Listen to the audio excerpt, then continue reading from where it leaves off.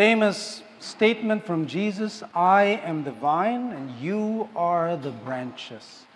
Apart from me, you can do nothing. Napakasimple po, no? Actually, I don't feel like I don't have to add to that in this homily because it's just plain and simple. Sabi ni Jesus, ako yung vine, kayo yung branches, huwag kayo humiwalay. Kasi kung humiwalay kayo, you will have no life in you. Only in Him do we live and move and have our being. Apart from Him, we die, we dry up, we wither. See, Jesus is not just a great rabbi, a great teacher, a great moral figure. Jesus is the source of our life. We're not called, you should see this on the screen, we're not called merely to imitate Him, but to participate in His life. Hindi siya katulad lang ni Confucius, ni sino-sino pa ba, ni Lao Tzu, ni Lao Tse, ni Ching Chong Tsai, at hindi siya ganun lang, no? He's good, we follow His teachings, but we should also be part of Him. Kailangan nakadikit tayo sa Kanya. Kasi sa Kanya yung buhay, is our lifeblood. Ang totoo niyan, pinag-isa na tayo ng Diyos. We cannot get away from that truth. Sabi ni St. Paul sa Ephesians chapter 2, in verse 15, He has made all men one new humanity in Himself. Ang ganda nung isang translation, ito yung sinabi. He made all men parts of Himself and fused us together. Pinagdikit-dikit tayo. Fused us together to become one new person. Okay? All parts of Himself. He's the head. We are the body. He's the vine. We're the branches. We're one united whole. Isang katawan lang tayo. Okay? We're organically linked. Sabi nung isang, pinapag-alternate ko to paminsan-minsan, pag Holy Saturday evening, yung Saturday night vigil natin, ang binabasa ko, yung 1 year, yung homily ni St. John Chrysostom. The other year, I also read from an anonymous 4th century homily na napakaganda. I would like to quote some of what is said there. Ang title nun, The Lord's Descent into Hell. But Jesus is speaking in this homily, kinote nung homilist si Jesus, sinabi niya dun sa mga nandun sa Sheol, sa impyerno, kung ano man tawag doon, the realm of the dead, kasama si Adam. Sabi ni Jesus sa kanila, kasama si Judas din siguro, no? Sabi niya, I command all who are held in bondage to come forth. All who are in darkness to be enlightened. Lahat, all. All who are sleeping to arise. Again, all. Hindi sinabi ni Judas, sana all. Hindi, lahat. All. All who are sleeping to arise. I did not create you to be held a prisoner in hell. Sarap, no? Galing, no? I did not create you to be a prisoner, to be held a prisoner in hell. Rise and let us leave this place. Why? Because you are in me and I am in you. And together, we are one undivided person.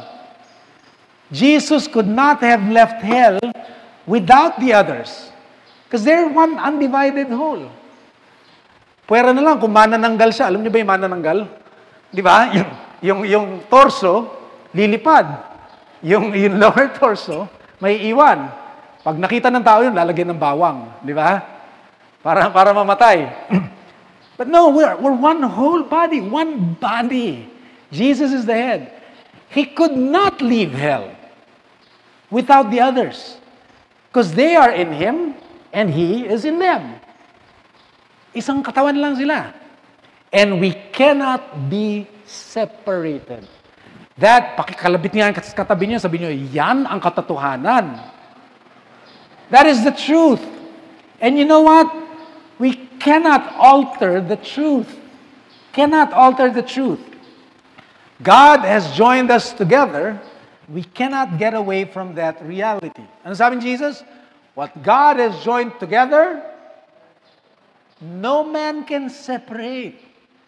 Walang makakapagpahiwalay nun. He was talking about marriage, particularly, but generally speaking, kung ano yung pinagsama ni God, sabi dun sa binasa natin, He fused us together with Him. Kung ano yung pinagsama niya, kung ano yung winelding niya, kung ano yung sinuperglue niya, kung ano yung nirugby niya, kung ano man gamitin niya, no? We cannot separate. We can try, and when we try to, we live as if we're not members of His body or His family. When we try to separate what God has joined together, that is Jesus and us, we live as if we are not members of His body, and we suffer the consequences. Classic example, prodigal son.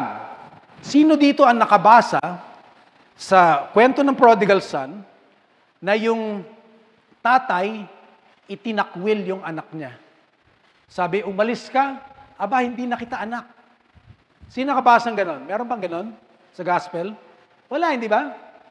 Anong ginawa ng tatay? Araw-araw naghihintay. Sa tarangkahan, sa gate nila, araw-araw, lumalabas, mabalik kaya anak ko. Tapos isang araw, because he's been doing that every day, nakita niya yung anak niya pabalik. Diba? We don't know how many years after, but that's what the father did. He never disowned his son. The son never ceased to be a child of the father. Never. Never. Ito yung tanong. Yung anak, pwede ba yung sabihin, uy, anak ako ng tatay ko. Tayo, pwede rin natin sabihin, uy, anak ako ng Diyos. O ano, wala kayo sa akin, anak ako ng Diyos. Nandun naman tayo kasama ng mga baboy sa putikan. Ang kinakain naman natin, kanin baboy. Di ba? So we can be sons, because that will never change, but we can live as if we're pigs. We can choose to live as if we're not children. How do we do that? We try to separate ourselves from God. And when we do, like we mentioned earlier, we suffer the consequence. Ang kakainin natin, pigromix, pigrolac, di ba? Sino dito nakatikim na ng pigromix? Masustansya naman daw yun, no? Pero ewan ko kung anong lasa. Pero para sa baboy yun. Hindi para sa atin yun. You know? If we don't abide, if we don't stay in the Father's house, if we don't abide, we do not just bear no fruit, but we will dry up. We will wither. We're not just one with Him, by the way. Like I mentioned earlier, we're not just one with Him, we're one with each other. Again, we're one body, one person, one tree. He's the vine, we're the branches. One body, He's the head, we are the members. We're one person. If we try to separate ourselves, we become, ito nga sabi sa English, autonomous. Diba? Autonomous region of Muslim Mindanao. Gusto nila yung hiwalay sila. Ano ba yung sabihin ng autonomous? Auto means self. Automatic, self-operating. Okay? Nomos means law. Kung meron tayong sarili nating batas para sa sarili natin, hindi tayo sumusunod sa kanyang batas, gusto natin yung masunod yung kung ano yung gusto natin, we're being autonomous. We're separating ourselves. We don't submit to what He wants to happen, to His law, to His commandments. Since pag sinabi natin, it's my life, it's my law, it's my way, then that leads to death. Okay, understand this and remember it. Kaya nga kinakanta natin palagi, no? Break through the bonds of self-concern that seeks to stand apart. On the other hand, if we dwell in unity. Ano ba yung kinakanta natin? Saka yung sinabi ni David sa Psalm 133. Behold, how good and how pleasant it is for brothers to dwell together in unity. It's like the oil on the head coming down upon the beard, even Aaron's beard, coming down upon his robes. It's like the dew of Hermon coming down from the mountains. Because there in Zion, the Lord commanded the blessing. What is the blessing? Life forever. In other words, eternal life. Where? Where unity is. Where God says for us to assemble and to be with our brothers in our local community. Kung saan tayo tinuro, doon tayo mag-flourish, doon tayo magmahalan, doon tayo maging united, then the blessing will flow like the oil from the head and like the dew of Hermon coming down upon the mountains. Kasi pinag-isa na tayo, di ba? Nung bininyagan tayo, ang sinabi ng pare o ng bishop, you are sealed, kinanos tayo sa forehead with the chrism, you are sealed with the Holy Spirit and marked as Christ's own forever. Forever. Yun ang sentensya natin, no? Habang panahon, habang buhay. Forever. Sinabi ni St. Peter, you are a chosen generation, or a royal priesthood, a people for God's own possession. So we are God's possession. Ang prayer din natin, kanta natin, no? To continue the song earlier, Spirit of God within me, possess me. Di ba? Wag naman yung masamang spirito yung mag-possess sa atin, no? But the Spirit of God, possess me. Possess my human frame. Possess my thought and mind. Possess my heart and hands and heart. Possess this life of mine. You possess me. I'm your possession. I'm your own. Forever.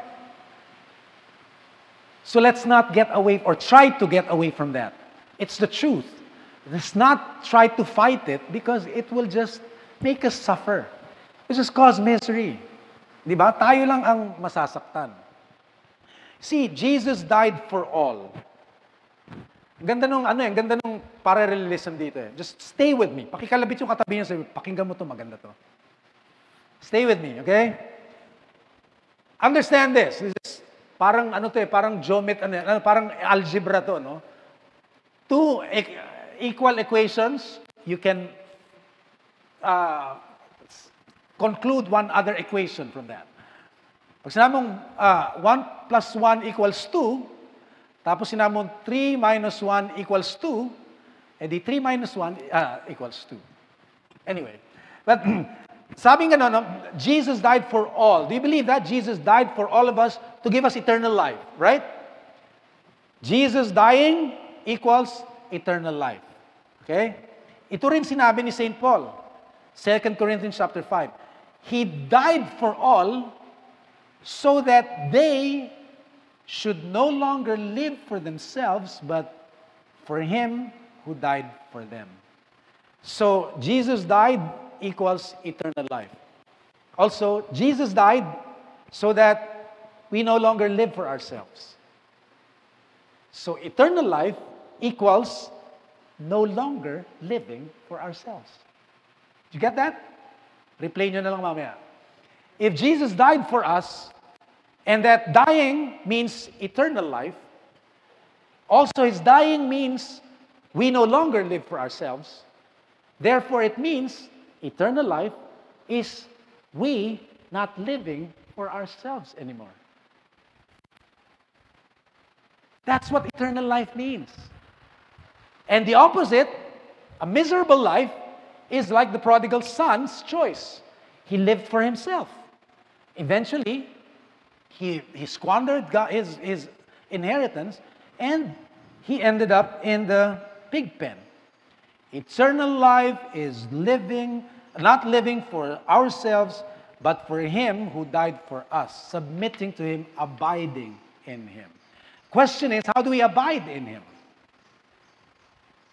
Basahin niyo mamaya yung nasa labas, at saka yung nasa website natin, at saka yung nasa Facebook page natin. Yung tinatawag na everyday kingdom way.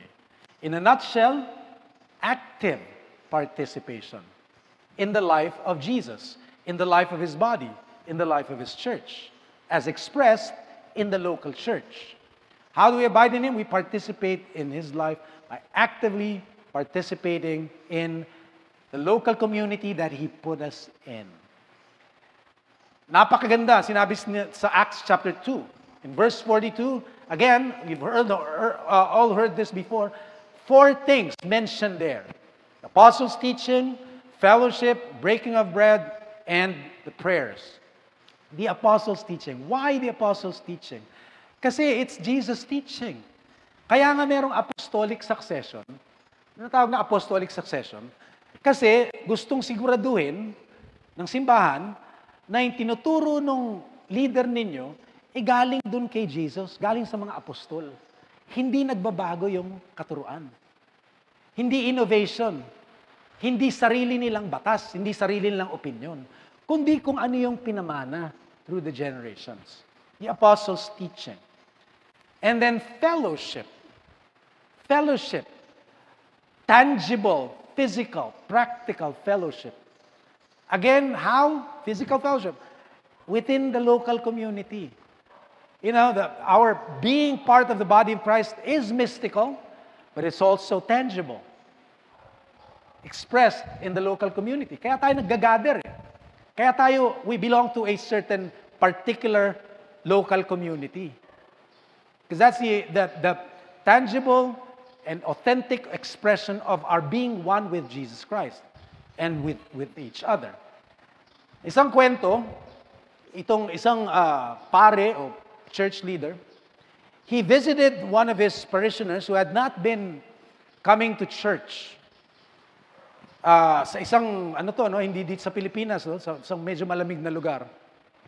So, kumatok siya sa pinto, pinagbuksan siya ng parishioner at pinapasok. Ang ginawa ng pare, umupo lang silang dalawa dun sa living room kung saan merong fireplace. Walang sinabi, hindi ko ibig sabihin, walang karapatan. Walang binanggit na kahit anong salita yung pare. Umupo lang sila doon. Tahimik lang. Maya-maya, tumayo siya. He got one of the logs from the fire at inihiwalay niya dun sa fireplace. Hiniwalay niya ganyan. Tapos tinitignan lang nila yung dalawang apoy na ngayon, hindi ba? Yung isa, maraming logs. Mas malaki. Yung isa, humiwalay, may apoy pa rin siya for a few minutes. And then they just sat there and watched until the fire of the one log started to die and get extinguished. Hanggang namatay na nga. Nung namatay na, tumayo yung pare at nagpaalam na, umalis. Bago siya ipagsara ng pinto, sabi ng parishioner, Father, thank you for that fiery sermon. Sabi niya ganun, no? Nakuha niya eh. Di ba? We separate ourselves from fellowship. Maybe for a while we will continue to have fire. But slowly it will get extinguished. If we continue to be separate. If we continue to stand apart. Number 3, the breaking of the bread. Ito yung ganda na sinabi ni Jesus. We're talking about abiding in Him, right? He said, He who eats my flesh and drinks my blood abides in me. How do we abide in Christ? Breaking of the bread. Eat His flesh, drink His blood. Right there. Where do you find it? In the local community. Right? He who eats my flesh and drinks my blood abides in me. One of the major ways of abiding in Jesus Christ is, by grace, is partaking of the Eucharist, which you cannot get online, by the way. Di ba? Wala pang nakaimbento ng app na pwedeng mag-Eucharist online. Wala pa. See, not just obeying Him, but also participating in the sacrament. He who eats my flesh and drinks my blood abides in me. And then fourth, we devote ourselves to the prayers. Every day, we pray. Every day, we have Eucharist. Paminsan-minsan, kalabitin nyo nga ulit katabi ninyo. Sabihin nyo, magsimba ka naman during weekdays, paminsan-minsan. Di ba? Birthday mo. O pag sinagot ka na ng nililigawan mo. O pag binasted ka na ng girlfriend mo na ayaw mo. Di ba? O kung na-promote ka na. Di ba? Give thanks. Pray. Or even if you don't have a special reason to, you actually have other special reasons to thank God for. Right? Just come. So minsan, di ba? We know you work. We know you have a daily schedule. But we pray. And we would like to see you also here to join us. We do that every day. But participate. Abide. And participate. Because that's life if we do that. Don't deprive yourself of it. But remember, I said, right? We're one, and we pray this. Make us at one with you and with each other. See, Jesus said in His prayer to God the Father, make them one as you and I are one. Because when they are one, this is Jesus' words, okay? They are one, then the world will believe me, whom you sent. Paano natin mapapaniwala ang buong mundo kay Jesus? When we demonstrate our being one with each other. Hindi na kailangan natin magaling mag-sermon, magaling mag-homily, magaling mag-evangelistic crusade. Hindi na kailangan yun eh. Ang kailangan natin, ipakita natin, we're one with each other. Because on the other hand, pag tayo nag-aaway-away, pag tayo hindi nagpapatawad sa isa't isa, at makikita tayo ng mga nasa labas, ang sasabihin nila, ba't ako sasali dyan? Ang gulo na nga ng buhay ko, dadagdagan ko pa yung gulo. Right? But if they see that there's love here, there's unity here, that the dew of Hermon flows here, and the oil of gladness also flows here, then they will be drawn. Then they will believe Jesus Christ. Then we will be able, ano ba yung theme natin ngayon? The relationship to enlarge our border. That's our goal, right? And this is the key. This is the way. The way it is in the kingdom of our God.